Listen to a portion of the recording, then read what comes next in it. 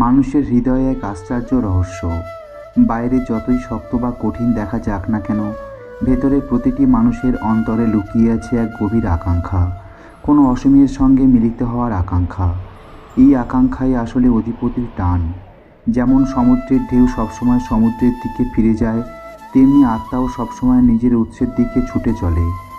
জীবনের হাজারো ব্যস্ততা, সাফল্য, ব্যর্থতা, আনন্দ আর কষ্ট, সব কিছুর অন্তরালে আসলে এই খোঁজই মানুষকে চালিত করে।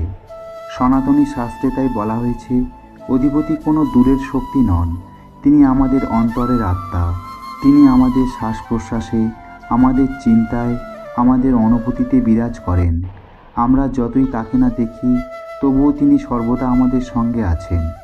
যেমন বাতাসকে আমরা চোখে দেখি না, কিন্তু অনুভব করি, তেমনি ঈশ্বরকেও অনুভব করা যায় যদি অন্তর প্রস্তুত থাকে। প্রশ্ন হলো, কেন আমরা তাকে সবসময় অনুভব করতে পারি না? উত্তর হলো, অজ্ঞতা ও আসক্তি আমাদের চোখ ঢেকে রাখে।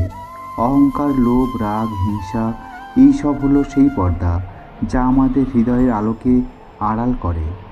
কিন্তু যখন মানুষ ভক্তি, করুণা, সততা আর প্রেমে নিজেকে শুদ্ধ করে, তখন পর্দা ধীরে ধীরে সরে যায় আর অন্তরে জেগে ওঠে সেই আলো, যে আলো অধিপতিরই প্রতিফলন।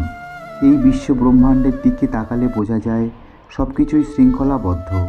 সূর্য ঠিক সময়ে ওঠে, ঠিক সময়ে অস্ত যায়, ঋতু পরিবর্তন হয়, বীজ থেকে গাছ হয়, গাছ থেকে ফুল ও ফল জন্ম নেয়, মহাকাশে গ্রহ নক্ষত্র নির্দিষ্ট নিয়মে আবর্তিত হয়। এই শৃঙ্খলা কেবল অন্ধ নিয়মের ফল হতে পারে না, এর পেছনে আছে এক মহান বুদ্ধি, এক মহান চেতনা। সেই চেতনার নামই অধিপতি।